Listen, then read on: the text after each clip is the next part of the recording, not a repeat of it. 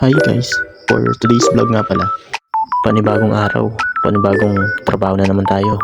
By the way, shoutout nga pala sa nagagandahan at pogi nating staff ng CGMP. Nakakatuwa lang sa pagkaramdam kasi kahit bago pa lang tayo sa larangan na ito, ay meron lang nanonood at handang sumuporta sa atin.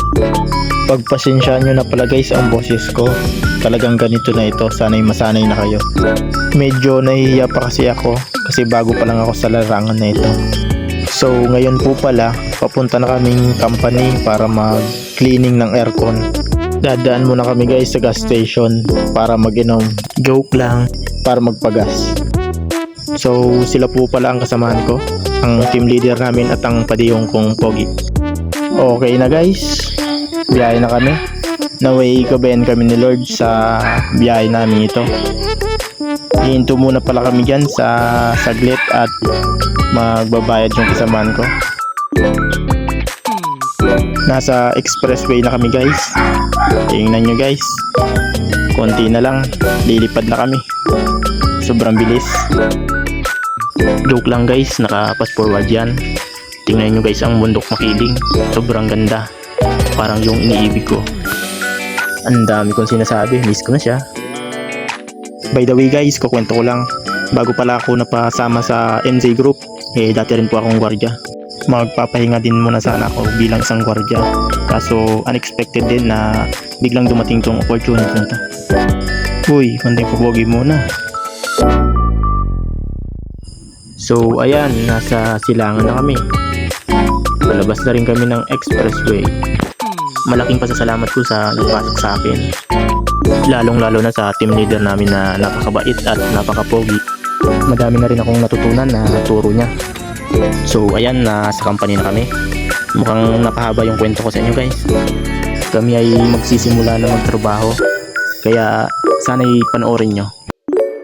Bali, 5 aircon pala ang lilinisan namin dyan guys. 2 ceiling cassette at 3 wall mount. Ayan, nagsisimula na ang aming team leader. Bali, hindi na masyado naming nabidyohan yung paglinis ng aircon kasi focus na rin kami sa trabaho. Next video na lang guys, ipapakita namin kung paano linisan yung aircon. Binabaklas na namin guys yung unit para linisan. Bukod sa linis guys, kami na rin yung nagme-maintenance ng unit. Like kung may mga problema siya, katulad ng may moist o kaya sira na pump o pumutok na strainer na papalitan. Pero pag about sa technical na guys, yung team leader na namin ang gumagawa. So ayan guys, panoorin nyo muna ang ginagawa namin.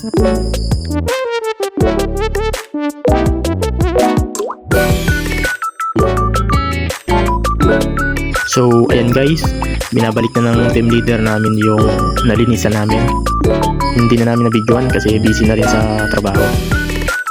Ang ginagawa ko naman pala dyan, ilinisan ko yung pump kasi ang dumi na. Bumabara na kasi yung dumi niya, kaya ayun, kailangan na rin linisan. So pag umabot ka sa video na ito, maraming salamat. Tapos na tayo sa araw na ito. Naway nag-enjoy kayo. Thanks for watching.